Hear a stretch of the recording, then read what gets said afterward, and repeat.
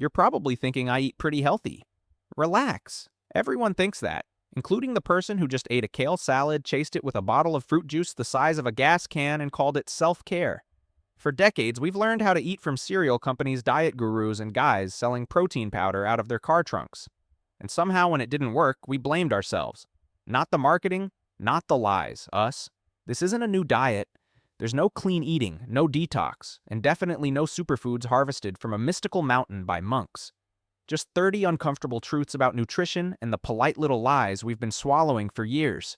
If you feel slightly attacked at any point, good. That means this is doing exactly what it's supposed to do. 1. Ever heard someone say, drink fruit juice, it's healthy? It sounds like wellness advice, but it's really just a polite way of saying, here, drink some candy, just in liquid form, so you don't feel bad. When you juice fruit, you're not creating magic. You're removing the one thing that makes fruit harmless: fiber. Fiber slows sugar down. It keeps your blood sugar from acting like it just won the lottery. Take it away, and juice becomes an insulin roller coaster. That innocent glass of orange juice, you just squeeze the life out of 4 oranges. You would never sit down and eat 4 oranges and think, wow, peak health. But blend them into liquid, and suddenly your brain goes, ah, yes. Self-care. This isn't nutrition. It's behavioral design. The industry loves juice because it lets you consume a massive amount of sugar at record speed while still feeling virtuous. They call it vitamins. Your body calls it red alert. A little juice fine. Drinking it like water and congratulating yourself, that's just eating candy with a straw and hoping for a miracle. 2. The 8 glasses of water a day rule sounds scientific. It has numbers, measurements. It feels like someone in a lab coat nodded seriously. They didn't. That number came from a vague recommendation almost a century ago, conveniently missing the part where most of your water already comes from food. But that detail doesn't sell water bottles. So now millions of people live in low-level hydration anxiety, clutching stainless steel bottles like emotional support objects, afraid their organs will dry out if they miss a sip. Meanwhile, the body already has a built-in alarm system called thirst. It works for free. No app, no reminders, no influencer screaming hydrate every hour. Forcing water when you're not thirsty doesn't make you superior. It just makes you pee. A lot. Hydration isn't a moral test. It doesn't prove discipline or turn you into a better person. Your body isn't a machine that needs exactly 8 units of fuel daily. It's a self-regulating biological system. Listening to it is harder than following slogans, but at least your thirst wasn't invented to sell you another overpriced bottle. 3. Eating late makes you fat is one of humanity's longest-running myths, right up there with swallowing gum staying in your stomach for 7 years. According to this logic, your body has a wall clock. At 8 p.m., it checks the time size and says, "Welp." From now on, every calorie goes straight to fat. Very dramatic. Completely fake. Your body doesn't know what time it is. It doesn't care if it's dark outside. It cares about how much you eat and what you eat. Late-night eating gets blamed because no one wakes up at 11 p.m. craving steamed vegetables by candlelight. They eat ice cream pizza and snacks and call it rewarding myself after a hard day. The problem isn't your biological clock. It's your fridge and your decision-making skills when your brain is tired. Blaming the time feels better than admitting you just demolished a family-sized bag of chips in pajamas.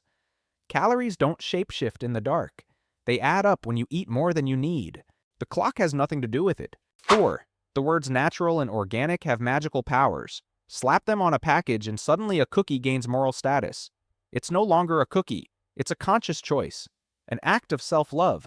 A decision that makes you feel better about eating a third one. Here's the problem. Natural means almost nothing.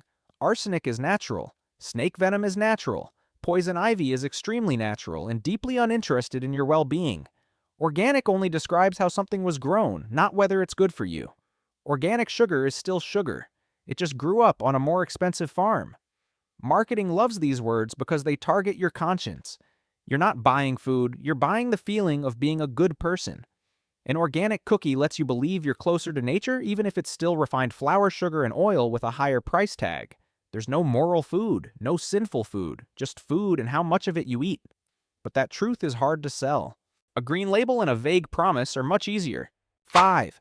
Detox culture sells a very emotional story. Your body is a toxic dump, and only that expensive green juice can save you. It makes sense if you believe your liver and kidneys quietly retired and are waiting for an influencer to give instructions. Reality check: those organs work 24/7. No salary, no vacation. And they absolutely do not need you drinking celery juice for 3 days straight.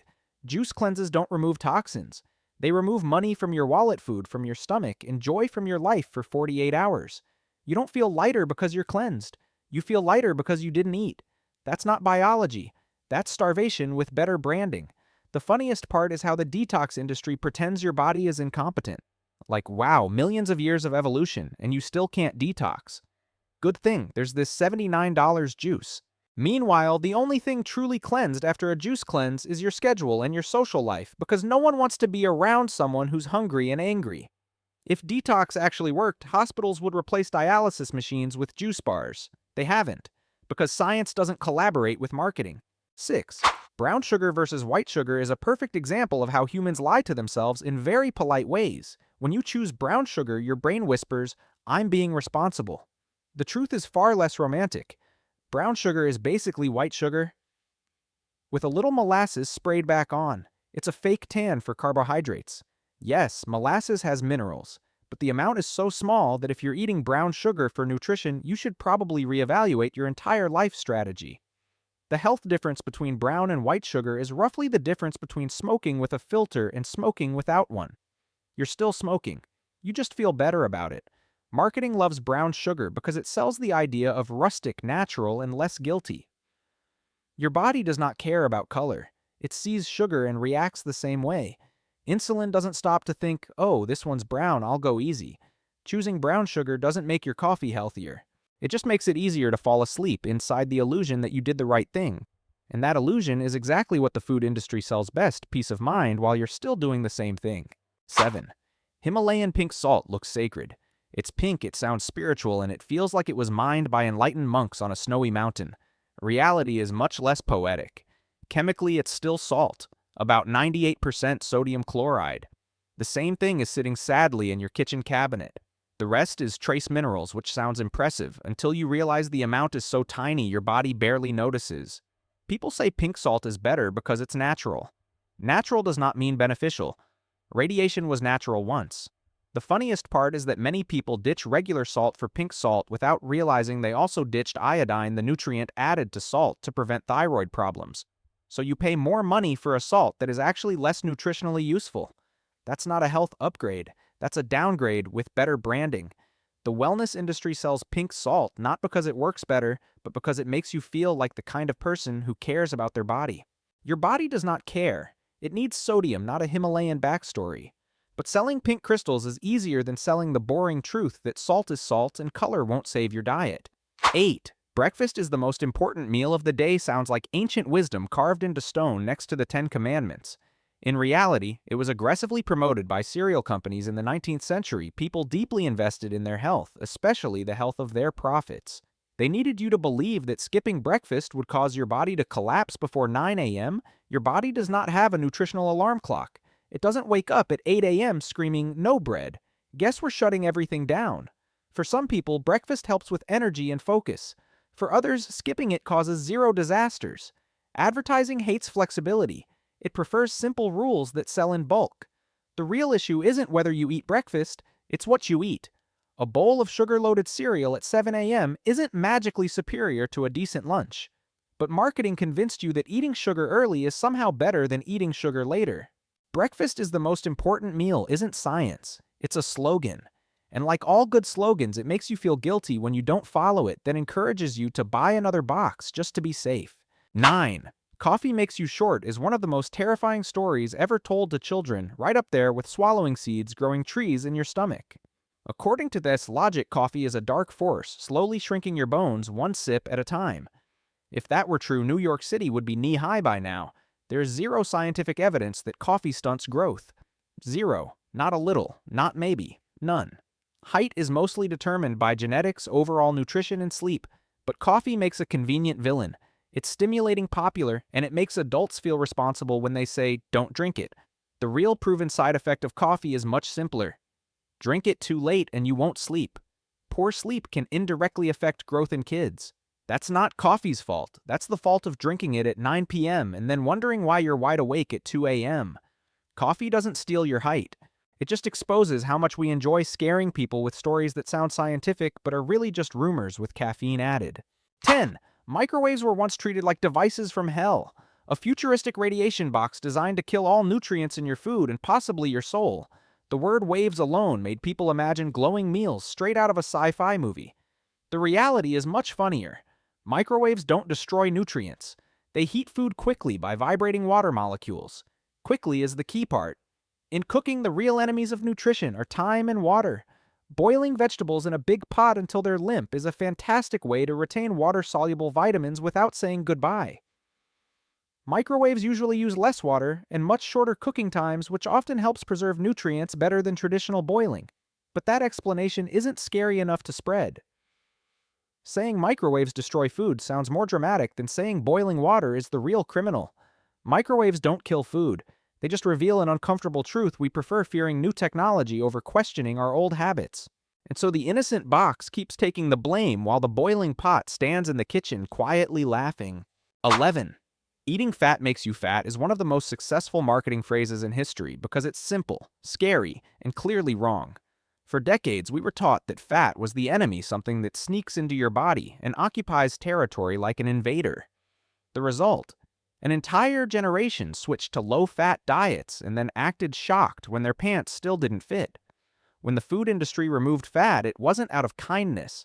Fat makes food taste good, and when you take it out, you have to replace it with something just to keep the product edible. That replacement was usually sugar and refined carbs. You thought you were dieting. You were actually eating dessert in disguise. Natural fats in real food are not plotting against your waistline.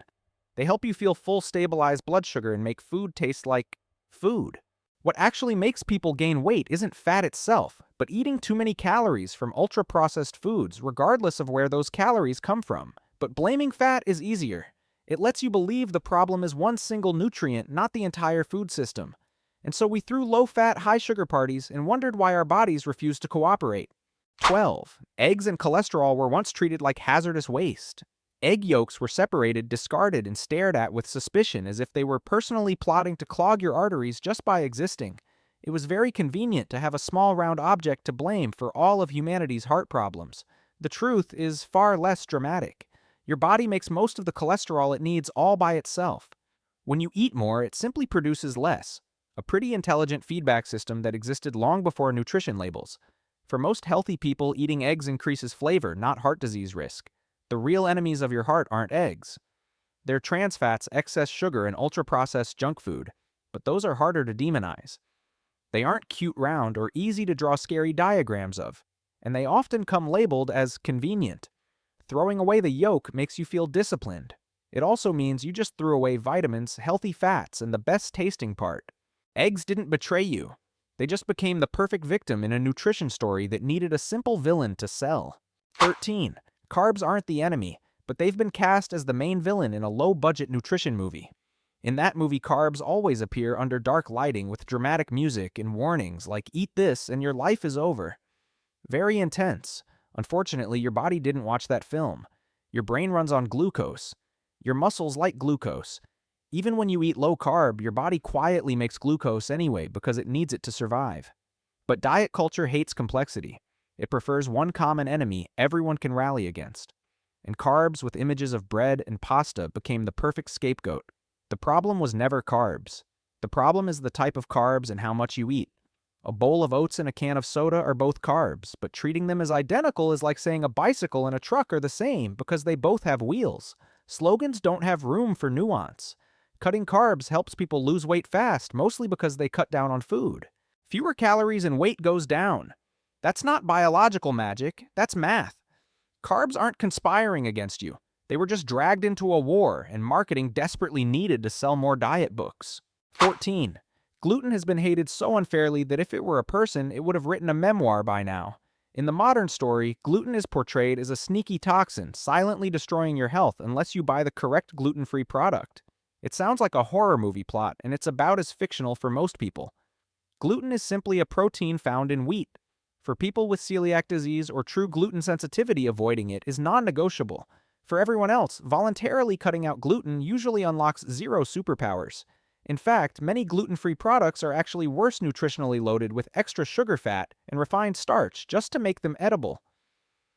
So you ditch whole grain bread for an expensive gluten-free brick with less fiber and more calories, then wonder why your body doesn't feel better. But you still feel disciplined, and that feeling sells very well. Gluten isn't the villain. It just got stuck playing the bad guy in a story that desperately needed a simple culprit. Avoiding gluten doesn't make you healthier if you don't need to avoid it. It just makes your wallet lighter and your belief that you're doing the right thing much heavier. 15. Soy doesn't destroy testosterone, but it has destroyed a lot of gym conversations. Just mention soy and some people panic like they've spotted a pink smoothie plotting to steal their masculinity. According to legend, one bite of tofu and your voice gets higher, and suddenly you care more about yoga than deadlifts. This fear comes from one very scary-sounding word, phytoestrogen. It sounds like estrogen, so thinking stops there. The problem is that phytoestrogen is not human estrogen. It's far weaker and can even block the effects of real estrogen. But that explanation isn't dramatic enough to spread. Numerous human studies show that eating normal amounts of soy does not lower testosterone, does not make you less of a man, and does not destroy muscle. Things that actually damage testosterone include poor sleep, chronic stress, and drinking, like it's a required social activity. But those are much harder to sell fear around than a block of tofu. Soy isn't plotting against you, it just became the next convenient enemy after carbs got boring. And so a cheap common protein was transformed into an urban legend fueled entirely by imaginary testosterone loss. 16. A calorie is a calorie sounds logical, clean, and very wrong if you're a human being. That statement only works if your body is a furnace with no hormones, no brain, and no emotions. Bad news, you're not a furnace. You're a biological lab full of complicated chemical reactions. 100 calories from soda and 100 calories from chicken look identical on paper, but inside your body they behave like two completely different people. Protein takes energy to digest, keeps you full longer, and reduces cravings. Sugar rushes straight into your bloodstream, gives you a brief dopamine high, then abandons you with a brand new hunger signal. The math may match, the biology doesn't. This doesn't mean calories don't matter. Eat more than you burn and you'll gain weight. But how calories affect you determines whether you feel satisfied or immediately want more. Diet culture loves a calorie because it's simple. Science doesn't love simplicity. If the body truly treated all calories the same, we could thrive on candy. We don't. And that's because your body is smarter than the slogans printed on diet book covers. 17. Eating 6 small meals a day to keep your metabolism burning sounds like a secret gym ritual. As if your metabolism gets sad, curls up in a corner, and refuses to work unless you feed it every 3 hours. In reality, your metabolism isn't that emotionally fragile. It doesn't need constant reminders to do its job. This myth comes from misunderstanding a real concept, the thermic effect of food. Yes, your body burns energy digesting food, but how much it burns depends on how much you eat, not how often you chew. 6 meals of 400 calories don't burn more than 3 meals of 800 calories. Math is ruthless with motivational myths. Eating more often doesn't burn more fat, it just makes you think about food more often. For some people, that's fine. For others, it turns the entire day into a series of eating alarms. Your metabolism isn't a campfire that needs constant kindling. It's a furnace that cares about total fuel, not how many times you open the door to show you're eating clean. 18. Sports drinks were designed for people sweating buckets during hours of intense exercise. The problem is that they successfully convinced people who jog for 15 minutes on a treadmill that they just completed a mini Olympics. So they proudly drink sugar-filled electrolyte water and then wonder why the scale doesn't move. These neon-colored bottles were created to replenish carbohydrates and electrolytes for elite athletes, not for walking from the parking lot to the gym. For most people doing normal workouts, plain water has been doing the job perfectly for decades for free without marketing. When you drink a sports drink after a light workout, you often replace nearly all the calories you just burned. It's like cleaning your house and then dumping the trash back into the living room because you earned it. Marketing calls that recovery. Your body calls it sugar. Sports drinks aren't evil. They're just used on the wrong audience. Selling to Olympic athletes is a small market. Selling to everyday gym goers is much bigger. And that's how a specialized tool became a daily beverage along with the illusion that bright colors equal high performance. 19. Nut milk isn't milk, but it was named cleverly enough to make you forget that. When you hear almond milk, your brain imagines a healthy, protein-rich drink nourishing your bones and personal ethics. In reality, most commercial nut milk is water, a lot of water, thickened with gums, stabilized with additives, and containing about 2% actual nuts to maintain appearances. If you make nut milk at home, great. You're drinking something with real nuts in it, Store-bought nut milk is more like water with a memory of nuts. It's not bad, it's just not what the name suggests. Comparing its protein content to dairy milk or soy milk is like comparing a plastic chair to a couch and then wondering why it's uncomfortable. Marketing loves nut milk because it sells a lifestyle clean, green, refined. You're not drinking water anymore. You're drinking a conscious choice. Your body, however, is not impressed by packaging. It counts nutrients. And if you expect nut milk to fully replace milk in terms of protein or satiety, your body's response will be simple hunger. Nut milk didn't lie to you. Its name just oversold the truth. 20. A multivitamin is the small apology you give your body after a messy day of eating, like saying, "I ate pizza today, but I'll take this tomorrow and we're even." And multivitamins are very polite. They take your money, take a quick tour through your body, and leave through your kidneys so fast you mostly notice them in the bathroom.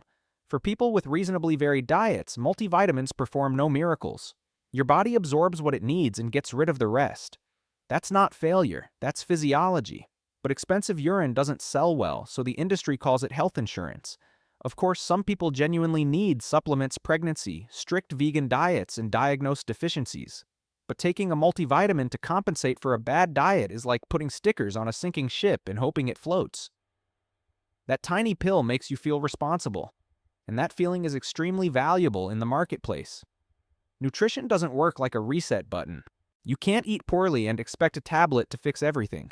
Multivitamins aren't bad. They're just not the magic wand marketing promised. 21. Clean eating starts beautifully. It whispers that if you just eat clean foods, everything will be fine. No illness, no body fat, no guilt. It sounds like salvation. The problem is that no one ever defines what clean actually means, so everyone invents their own moral rulebook for their plate. And just like that, meals turn into personality tests. You're no longer eating, you're judging. This food is clean, that food is dirty. Pizza isn't just pizza anymore, it's a moral failure. A small cookie isn't food, it's a slip-up. And once you slip, the familiar mindset kicks in, well, it's ruined, now might as well keep eating. Clean eating doesn't make you more disciplined, it makes you more extreme. Your body doesn't understand the concept of clean, it understands overall nutrition and long-term habits. But clean eating loves rigid rules because rigid rules create a feeling of control until you break one and start hating yourself for not being pure enough. Eating is not a spiritual cleansing ritual, it's part of life. And any philosophy that makes you fear food more than understand it will eventually damage your relationship with yourself. 22. Superfood is the word the food industry uses when it wants to sell you hope in a small, expensive package. Just hearing the name sounds powerful. Not food, but superfood. Like if you eat this, you'll be healthier than normal people, age more slowly, and maybe glow a little. The problem is that there is no scientific definition of a superfood. It's just food usually plant-based that happens to be nutrient-dense. That description fits a lot of things that are cheap and not exotic enough for Instagram. But marketing doesn't like broccoli. It prefers berries from a distant mountain with a mystical backstory and a 10 times higher price tag. Superfoods create the illusion that health comes from a secret ingredient instead of boring habits like eating a variety of foods, enough protein, and enough vegetables. They push you to chase rare items instead of taking care of familiar ones. So you ignore the apple in your kitchen and buy a powder that sounds like a Marvel character. No food will rescue you from a bad diet. There's no nutritional silver bullet. But selling that truth is hard. Selling a superfood is much easier. And that's why superfoods thrive while science just stands there and shrugs. 23. Diet today is no longer just a way of eating. It's an identity. It has doctrine communities heretics and full-on crusades in the comment section. Keto sees carbs as sin. Veganism treats dairy as a moral failure. Paleo lives like grocery stores are a suspicious invention. And every group believes only their path is correct. The funny part is, your body doesn't follow any religion. It doesn't care whether you label your meal keto or vegan. It responds to total calories, protein, fiber, and whether you slept enough. Diet culture hates that boring reality. It needs rules, rituals, and the feeling of superiority that comes from following them. When eating becomes religion, pizza stops being pizza. It becomes guilt. A cheat meal isn't just a meal, it's a fall from grace. And once you fall, you do the very human thing. If I've already failed, I might as well fail harder. And the cycle of guilt, overeating, and self-blame continues. Health doesn't come from memorizing doctrine. It comes from long-term habits that are flexible and kind to you. Any system that makes you fear food more than understand it will eventually demand payment. Diets don't need worship. They just need to fit and last. 24. The anabolic window was once described as a sacred door. 30 minutes after training, you must drink protein or your muscles will disappear. Very cinematic. Also very profitable for supplement companies. According to this legend, muscles are impatient creatures ready to vanish if not fed on schedule with a shaker bottle. Reality is much less dramatic. That window is more like a barn door. Muscle recovery happens over many hours, even an entire day, as long as your total protein intake is sufficient. You don't need to sprint to your blender like you're running from debt collectors. Your body doesn't set a kitchen timer and announce time's up. The anabolic window survives because it creates pressure. Pressure creates demand. Demand sells products. Science quietly says that total daily protein matters far more than exact timing, but that sentence doesn't fit well on a label. If you enjoy a post-workout shake, drink it, that's fine. Just don't believe missing a few minutes ruins everything. Your muscles are not as fragile as advertisements suggest. They need consistency, not rituals. 25. The perfect diet does not exist, but that has never stopped humanity from searching for it with crusade-level intensity. Every year, a new diet promises the ultimate truth. Eat this way and live longer. Eat that way and die early. And if the diet doesn't work, don't worry. It's not the diet's fault. It's yours for not being disciplined enough. If one perfect diet worked for everyone, Instagram wouldn't need influencers, diet books wouldn't need new editions, and gyms wouldn't empty out every February. Human bodies differ in genetics, environment, sleep stress, and intolerance for bad advice. Diet culture hates that diversity. It prefers one universal formula that it can sell at scale. The perfect diet sounds appealing because it promises to end uncertainty. It says just do this correctly and you'll be fine. But life doesn't work like a restaurant menu. Health comes from boring things, eating enough, eating a variety, being consistent, and not punishing yourself over a normal meal. There is no perfect diet. There is only one diet you can live with long-term without hating yourself. And strangely enough, that tends to work better than any miracle promise. 26. Your body is not as stupid as you've been led to believe. It doesn't need you micromanaging every gram, every hour, every label to know what to do. It's the product of millions of years of evolution, not an app that needs constant updates. Marketing, however, loves pretending your body is a stubborn child that keeps messing up until you buy the right product. Your liver didn't forget how to detox. Your stomach doesn't shut down if you skip breakfast. Your metabolism doesn't collapse because you ate after 8 p.m.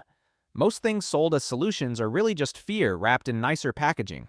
And once you believe your body is incompetent, you're much more willing to hand control to anyone promising to fix it. The irony is your body constantly sends clear signals, hunger, fullness, fatigue, energy. But we're trained to ignore them in favor of slogans. So you drink when you're not thirsty, eat when you're not hungry, and stop eating when you're not full because the schedule or the label said so. Your body doesn't need to be managed like a failed project. It needs understanding and cooperation. And when you stop treating it like a dumb enemy that needs control, you'll be surprised how well it works, even without an instruction manual. 27. Your liver and kidneys are working for free every single day, and somehow they rarely get thanked. Meanwhile, a $79 detox bottle shows up on Instagram and gets treated like a savior.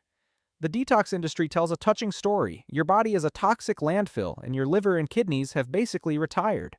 Luckily, that story is wrong. Very wrong. Your liver filters toxins, processes chemicals, regulates hormones, and works nonstop. Your kidneys filter blood balance fluids and electrolytes and quietly keep you alive through every bad meal you've ever eaten. All for free. No premium subscription required. But because they don't come in pretty packaging, people pretend they don't exist. Detox doesn't make your liver cleaner. It just makes you hungry, tired, and convinced you did something impressive. Feeling lighter after a detox isn't toxins leaving. It's food leaving. That's not biological magic. That's hunger with a rebrand. If your liver and kidneys actually needed juice cleanses to function, hospitals would be selling celery instead of medicine. They don't. Because science doesn't enjoy being insulted, and your liver is busy working for free whether you believe in it or not. 28. Consistency matters more than perfection, but that doesn't sell books. Eat fairly well most of the time and accept mistakes sounds reasonable, but it lacks drama. Diet culture prefers big promises. Do it 100% right and you'll transform. And when you can't maintain that, you assume you failed, not that the system was ridiculous. Your body doesn't reward you for one perfect day or punish you for one messy meal. It responds to long-term trends. One pizza doesn't ruin your health, just like one salad doesn't turn you into a wellness icon. But all or nothing thinking spreads easily because it's simple and emotional. Consistency means you eat enough protein most of the time, eat vegetables regularly, and don't punish yourself for being human. It's not sexy. It doesn't have a hashtag. But it works, and that makes it unattractive to marketing. Perfection makes you tense, then quit when you fall short. Consistency gives you room to live, mess up, and continue. And in the real world, not on book covers, that boring reliability is what quietly builds long-term health. 29. Science doesn't like slogans because slogans hate complexity. Eat this, avoid that, 3 steps and you're done. Sounds great for busy brains. Science says something much more annoying: it depends.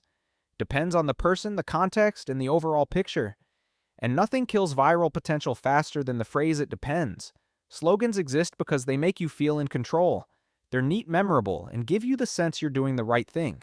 But your body doesn't read posters. It doesn't know which philosophy you follow. It responds to biology, hormones, sleep stress, and long-term habits. Science likes data trends and probabilities. Marketing likes a punchy line printed in big letters on packaging. The problem is that when the slogan is wrong, you don't question the slogan. You question yourself. You think you weren't disciplined enough or didn't follow it correctly. So you go looking for a new slogan, stronger, stricter, more extreme. Science just stands there sighing because it never promised simplicity. If science had a slogan, it would be something no one wants on a wall. There are no short answers for complex biological systems. Not inspiring, but at least it doesn't lie to sell you more products. 30. Sustainable eating always loses to extreme dieting in the attention contest. Extreme diets are dramatic, total bans, complete elimination, life changes starting Monday. Sustainable eating is much less exciting. Eat reasonably well, most of the time mess up occasionally and keep living. No climax, no miracle. Diet culture hates sustainability because it's not addictive. It doesn't bring you back for a new program every 6 months. Extreme dieting does. It promises fast transformation, then blames you when you can't maintain it. And so the loop continues: try, fail, self-blame, try again. A very stable business model. Sustainable eating doesn't require perfection. It requires consistency. You eat enough protein most of the time. You eat vegetables regularly. You don't turn every meal into a moral exam. And you don't let one bad day ruin the entire week. Your body doesn't reward 3 extreme days. It responds to what you repeat. Sustainable doesn't sound sexy, but it works. And in the real world, long-term results always beat short-term hype, even if no one knows how to sell them in all caps. Outro. And that's it. No silver bullets, no miracle foods. And no diet that turns you into a new person over a single weekend. Just one slightly uncomfortable truth: you're not broken. Your body isn't stupid, and most of what you've believed so far was designed to sell something. If at least one part made you feel mildly uncomfortable and think, wait a second, congratulations, you still have working critical thinking. I'd genuinely love to hear it. Which part was hardest to swallow? Or are you still defending an old belief? Drop it in the comments. We can argue like adults. No detox required. And if you feel a little lighter, not because you were enlightened, but because you don't have to grip food so tightly anymore, then you'll probably enjoy what comes next. No promises to tell you what to eat. Just more polite lies quietly removed from the conversation around health.